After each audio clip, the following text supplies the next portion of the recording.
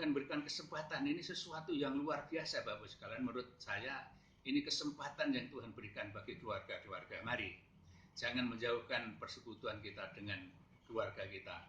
Ajak anak-anak, ya, keluarga, Bapak, Ibu, Saudara sekalian, di jam-jam ibadah, mungkin jam-jam 7 seperti hari ini, atau malam, ya tentunya kita boleh bersama-sama. Puji Tuhan kalau mungkin pagi hari ada doa.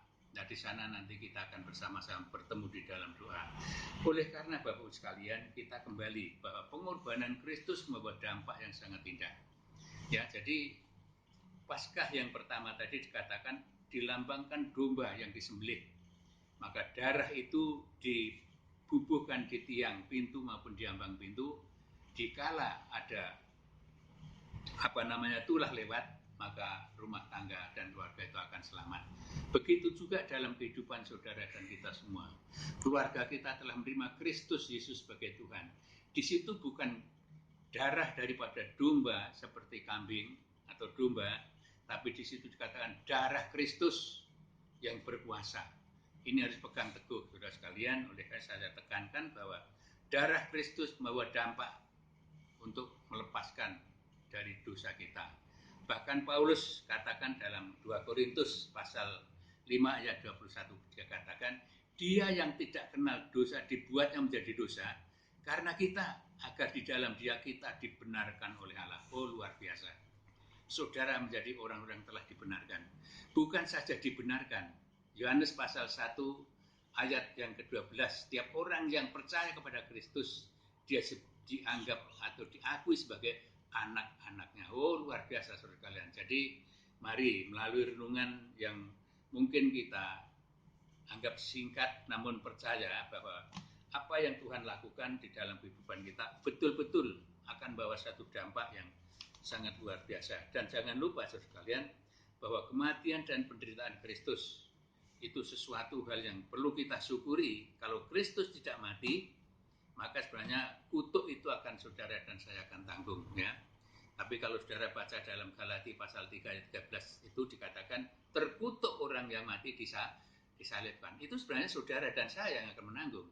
Tapi puji Tuhan, Yesus sanggup, dia siap untuk menanggung kutuk itu supaya saudara dan saya terlepas daripada kutuk, daripada hal-hal yang sungguh luar biasa. Inilah Bapak sekalian.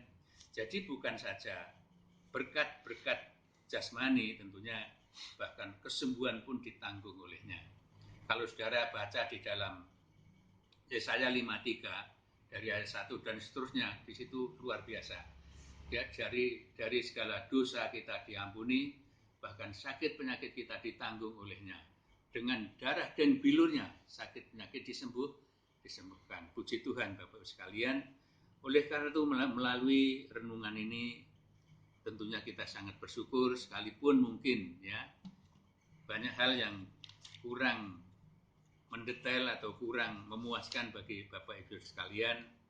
Ini sesuatu hal yang perlu saudara dan kita renungkan bahwa apa yang juga Paulus katakan tentunya ini sesuatu yang perlu kita syukuri. Bapak Ibu saudara sekalian, kita sadar bahwa dosa-dosa kita telah diampuni, dan tadi dikatakan bukan karena emas dan perak, tapi dengan darah Kristus yang luar biasa. Paulus sangat menekankan lagi, coba kita buka dalam 1 Korintus pasal yang ke-6 ayat 20 juga mengatakan, di sana dikatakan, sebab kamu telah dibeli dan harganya lunas dibayar, ya, telah lunas dibayar, karena itu muliakanlah Allah dengan tubuhmu. Jadi tubuh ini sudah dibeli dengan tunai dengan darah Kristus. Hidup kita sepenuhnya kita persembahkan kepada Tuhan. Oleh karena itu, mari Bapak sekalian, kita harus sadar bahwa ayat-ayat juga mengatakan, muliakanlah Tuhan dengan segenap hatimu, dengan segenap kekuatanmu, dengan segenap hatimu. Nah ini sesuatu dikatakan muliakan Tuhan dengan apa tadi dikatakan, karena itu muliakan Allah dengan tubuhmu. Jadi tubuh ini telah ditebus oleh darah Kristus. Saudara dan saya telah dimerdekakan dari dosa. Terus apalagi yang saudara ragukan? Ya, oleh karena itu saya ulangi lagi, bahwa sekalipun orang mengatakan gereja di karantina, itu sebenarnya bukan di karantina, supaya saudara dan keluarga kita masing-masing makin dekat kepada Tuhan, makin percaya. Yesus berikan suatu kepercayaan pada kita sekalian. Saudara dianggap sebagai gembala keluarga. Mari kita sungguh-sungguh saudara sekalian. Tuhan akan melihat komitmen saudara, orang yang percaya pada Dia, pada Kristus. Tentu mari kita buktikan di dalam keluarga kita masing-masing. Jangan sampai nanti kalau Tuhan melihat, Tuhan ketawa pada saudara, ya. Jam-jam doa saudara mungkin kemana-mana, ya keluarga tidak bisa ngumpul, ya mari kita giatkan keluarga-keluarga kita. Dikala jam doa seperti sore, mungkin jam-jam 7 atau jam 8, kita sudah ngumpul semua, adakan doa bersama. Adakan renungan seturut apa yang saudara akan baca, di situ berkat Tuhan akan mengalir.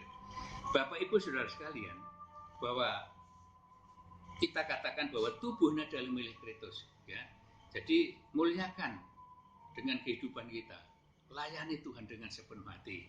Kalau kita juga melihat dalam Roma pasal 12, coba kita lihat Bapak Ibu sekalian.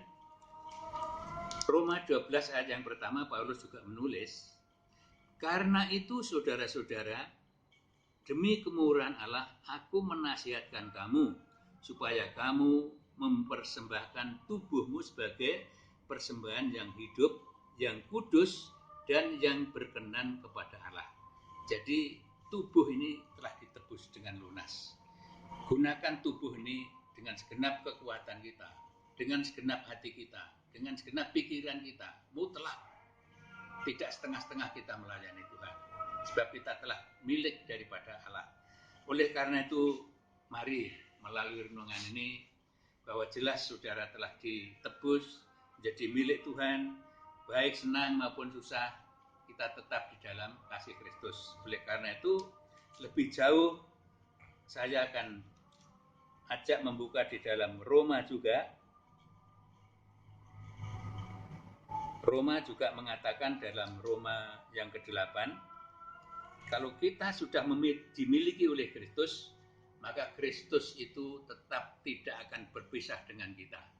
Sebab saudara dan saya, sebagai gereja Tuhan, orang yang telah ditebus oleh darah Kristus, pasti kita betul-betul tetap menjadi tanggung jawab Allah Bapa di surga. Oleh karena itu Paulus menulis yang sangat jelas sekali, saudara sekalian. Kami ajak di dalam membaca dalam Roma pasal 8 dari ayat 31 sampai ayat yang ke-39. Ya, nanti saudara juga renungkan di sana. Yaitu dikatakan, sebab itu apakah yang akan kita katakan tentang semuanya itu? Jika Allah di pihak kita, siapakah